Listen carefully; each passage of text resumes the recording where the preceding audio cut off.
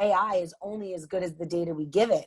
And if no human is giving that data, we're going to miss it every single time. And that's a problem we have in the industry right now. Companies are just starting, and they are just now building voice development teams, data science teams, and machine learning teams. As they do that, it is going to be very easy for them to find a homogeneous group of people to do that work, because that's the group we have now. We know better now. We know that that does not create great products that appease or serve all of the constituents that we're trying to serve with our products when we release them.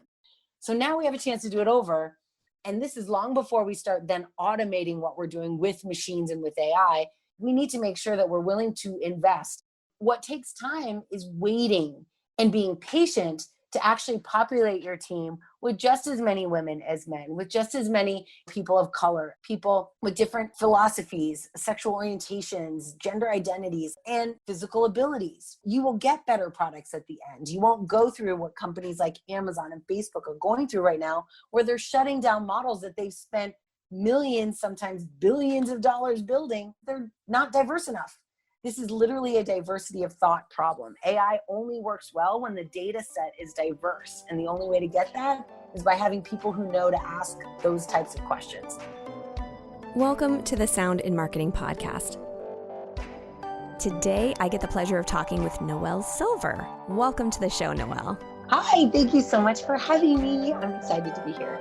So I think it would be best if we just kind of start with a snapshot of you, what you do, and how it fits into data science and voice. Yeah, absolutely. So I actually started off my career in tech, but it was for like major tech companies. So I started at IBM. I was there for like 10 years and went to Red Hat. And in all of these positions, I was always kind of like the trainer / consultant / developer person.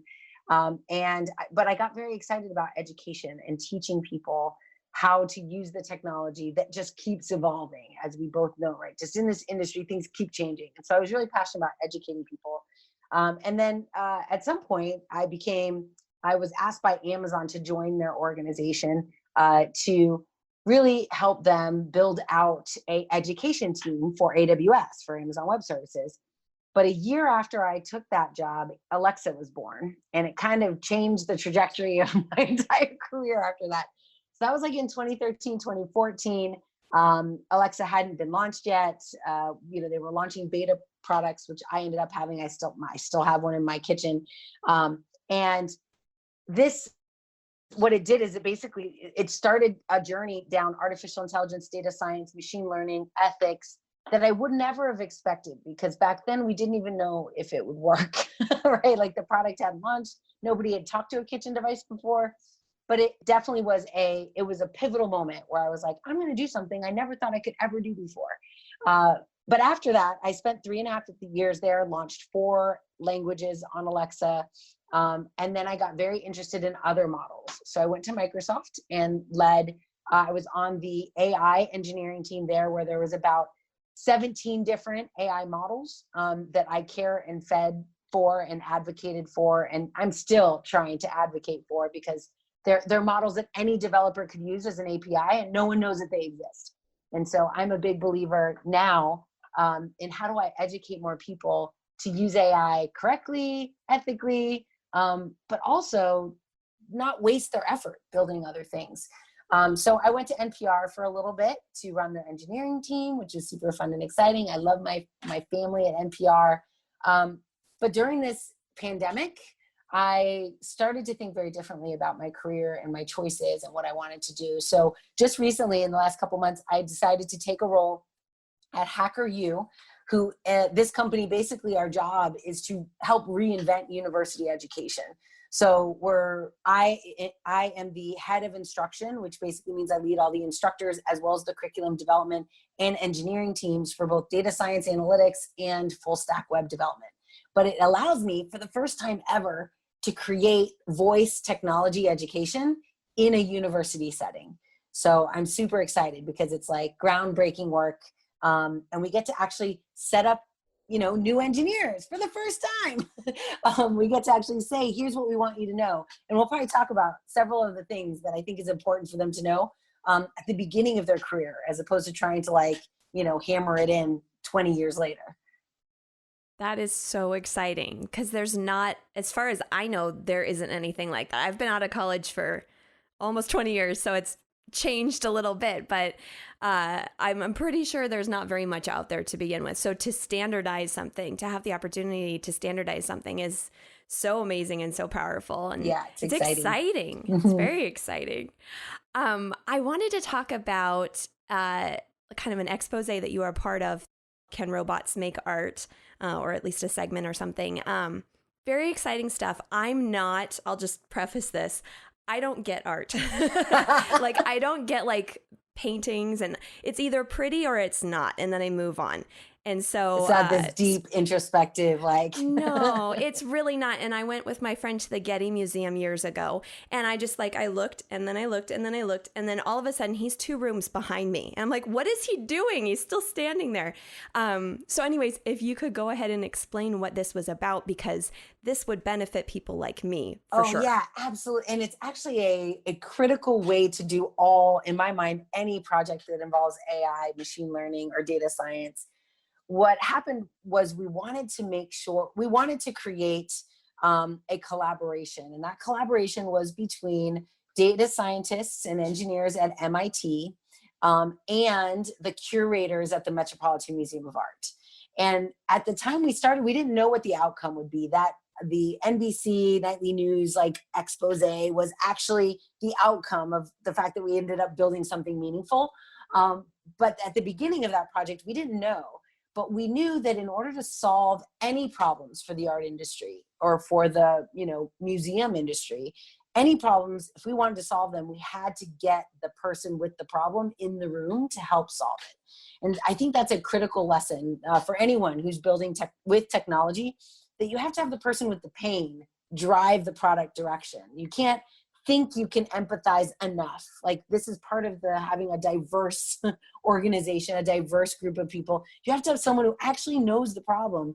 And so we met with the curators. It was funny because similarly, they had a very specific perspective on tech. Basically, that it had no business in art. It was like an awkward high school dance where the data scientists were on one side of the room and the curators were on the other, and they were all kind of like, yeah, this is fun, but not talking to each other. And over the course of a 2-day period, they got into teams and started talking about the problems that they experienced. And here's one that's interesting that we solved, which was what happens when a curator, and if you look at curation, it's similar to tech, it's a very homogeneous group of people that get into this work. There's not a lot of diversity, unfortunately. So it's homogeneous in nature. As a result, even though it's not, I don't want to say intentional, just as a result of a certain type of people tagging all the art, they use the same words to tag all the art, even if the art was culturally associated with a different demographic. And they wouldn't know the words, right? They wouldn't know what a culture what a Hispanic culture would call something. So they would just call it a chair or a table when it actually could have been a very symbolic reference. The challenge with this is that the art then doesn't become accessible. Like, I can't search for it. As a Latina who knows what that's called, I can't search for it by the name that it's authentically known as, because the person who tagged it didn't know to tag it that way. And so what we did is we used AI combined, right, with the curator going, here's my struggle, I don't know the words to use. They could say, here's what I think it is. AI could then go and search, right, and say, this is this, Hispanic reference in this time frame, and it could search for other words that represent that tag. And it just augments the existing work the curator is doing. It doesn't take away their job. They're still necessary, but it lets them be better at their job, right, by exposing more opportunity to get the right tags on the right art so that it's accurately portrayed within the curation. And I thought that was magical, because there's no way for an individual to do that. As a human, you only know the words in your head. Like, you can't be faulted for not knowing, if you're not Spanish, you can't be faulted for not knowing that. And if they had literally 25,000 years of art to curate and tag, you're not going to be able to do research the same, like at a super deep level on every single piece, or you'll never ever finish. So AI is a perfect solution in this case. And then we also built, of course, an Alexa skill, which is what my piece was about. We built an Alexa skill that went against this newly tagged art and allowed someone like my son who has Down syndrome to be able to use his voice and navigate art. Like say, what's the art of today? And it would pop up art. And then he could ask questions. He'd be like, oh, who's this artist? Or, oh, I like that color, or whatever words he wanted to say. And it would generate new art or go and find new art that was similar to the things that he would say to the system. So yeah, I think the biggest benefit I got out of it was just seeing how important it was that the curators were as important to the process as the technology was. And I think also you mentioned in the storyline that having this kind of accessibility might bring people into the museum that wouldn't go because they know they don't have the accessibility right at that moment, you know? That's right. But if they know, like if they have special needs of some sort, but they know that it's going to help assist them, they might be more adept to go, and you might get a whole new audience of people That's that wouldn't right. experience otherwise. That's right. Like, and especially like the Metropolitan Museum of Art and some of these big names like the Louvre in France and like all these places that are not accessible to everyone. But I recently, you know, uncovered, I have a lot of different types of people in my network, and a person with significant physical disabilities was like, do you know that 1 in 5 people have a physical disability? And what shocked me about that was this accessibility piece. Like, why would I not, everything that I do or experience as a technologist, I'd want to make accessible to 1/5 of our population. Like, that's a huge chunk to not care about. But then even in the workforce, I, you know, coming from a place of empathy, like how would we even know to think to build for that audience? I have, in the 20 years I've been in engineering, I've never worked with anyone with physical disabilities, ever. How is that possible? Because I know, like, cognitively, they're the same. They have the same dreams. They want to be software engineers. I mean, there are software engineers.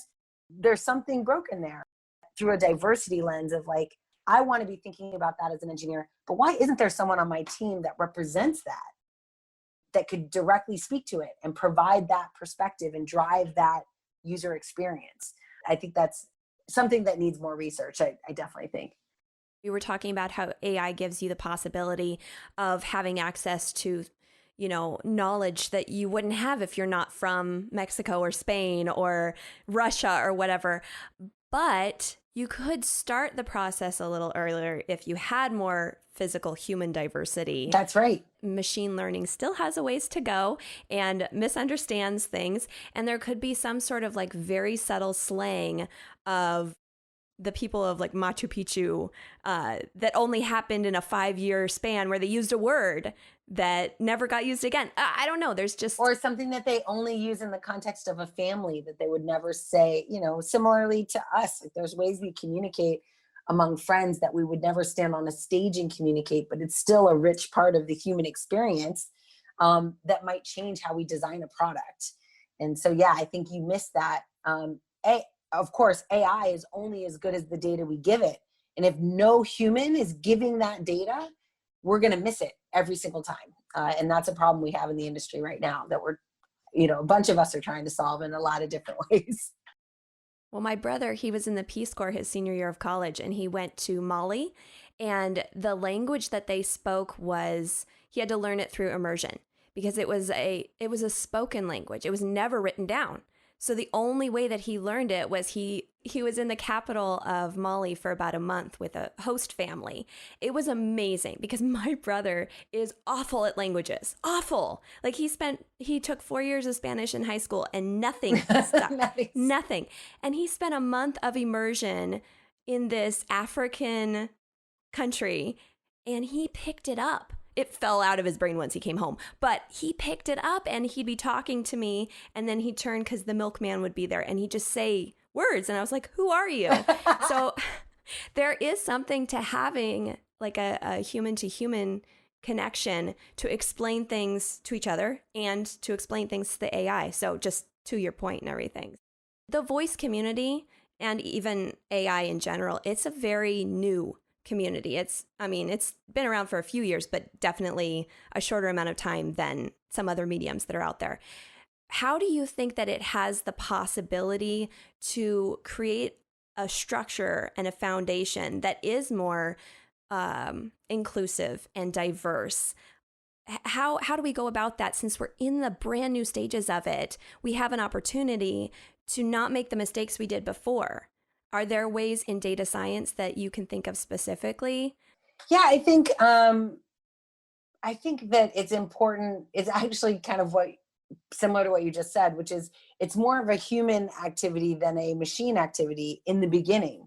Like we do need to make sure that we are prioritizing investing in creating a diverse workforce. Right now, companies are just starting and they are just now building voice development teams and they're just now building data science teams and machine learning teams. And as they do that, it is going to be very easy for them to find a homogeneous group of people to do that work because that's the group we have now, right, in tech.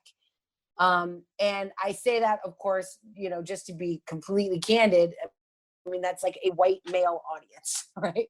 Which is, it is what it is, but it is certainly a fact. We know better now. We know that that does not create great products that appease or serve all of the constituents that we're trying to serve with our products when we release them. So we know that that doesn't work. So now we have a chance to do it over. And this is long before we start then automating what we're doing with machines and with AI. It's like we need to make sure that we're willing to invest. And when I say that, it's because it'll take you much less time to get a homogeneous team because you can just, collect a group of, there's a huge industry full of white male technical experts. What takes time is waiting and being patient to actually populate your team with just as many women as men, with just as many, people of color as not, with just as many people with different philosophies, sexual orientations, gender identities, and physical abilities. It is more expensive to be diverse. That is if people don't know that, I think they do know it because it's one of the reasons why we don't do it, because it costs more time and more money to wait for a team that is fully diverse. However, as with all good things, if you pay that money up front, you will get better products at the end. You won't go through what companies like Amazon and Facebook are going through right now, where they're shutting down models that they've spent millions, sometimes billions of dollars building. They're shutting them down because they're not diverse enough. So if we, as the voice community, can really own the responsibility of building diverse teams in our consulting companies that we're creating, in the startups that we're building, and even in the relationships with larger tech companies that we're building, we need to hold companies accountable. If we look and see everybody's one type of person, and this is true even if it's all women, it's just as bad, or all people of color. This is literally a diversity of thought problem. AI only works well when the data set is diverse. And the only way to get that is by having people who know to ask those types of questions.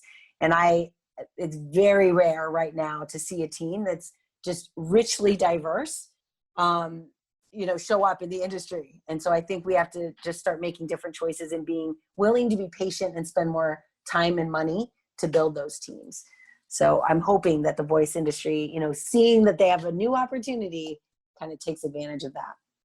I agree. And also just talking about putting the investment on the front end of it. If you have more inclusion, you have more, you can create more of an emotional connection. You can create a stronger product and brand that speaks the right messaging to the right people. And if you're just guessing, it's right. a crapshoot. That's right. So yes, I'm really looking forward to, I really hope and pray that this does happen, that this opportunity isn't missed by the voice community.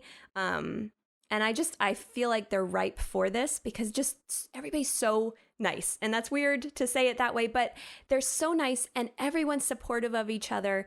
And it's just a great opportunity to just further that. Yeah, and I think there are organizations even now that are starting to think about standards and build standards. So I think it's definitely, I see some groundwork happening, but diversity is the long game. It's not like you can do these tactical things and see results immediately. Obviously, I mean, I've been in the industry 20 plus years, and there is actually negative change on, people of color and specifically Latin Americans like myself in that space. Our numbers are dwindling, which it's funny because I think most companies would say that they've invested in that effort over time. Like they've constantly invested in it, but the results aren't there. And so, yeah, I really think that we as the voice community have a different opportunity to say, what are we going to do strategically and tactically, but then how are we going to hold ourselves accountable to move that needle forward instead of just be like, we're going to do training. And the only metric for success is if you sat through the training, not if you actually changed the thing you're getting trained on. As Noelle so eloquently put it, machine learning is only as good as its operators. We in the voice industry have a responsibility to include a more diverse cast to this voice story we're telling. If our developers and programmers and voice linguists and sales associates are only fill in the blank here, then that's all that we can honestly train our AI to be. That's also the only demographic that we can honestly believe we'll be selling to. For more of the Sound and Marketing Podcast, don't forget to follow, subscribe, and share. You can find us on iTunes, Spotify, Google Play, iHeartRadio, Pandora, and Stitcher. For inquiries on producing and developing your own podcast, or for inquiries on sonic branding and sonic branding consultation availabilities, you can find me at Dreamr Productions. That's DREAMR Productions.com, LinkedIn, and Facebook. You can also email me at Jeanna, Jeanna, at dreamrproductions.com. All links will be provided in the show notes. This episode was produced by Dreamr Productions and hosted, written, and edited by me, Jeanna Isham. Let's make this world of sound more intriguing, more unique, and more on brand.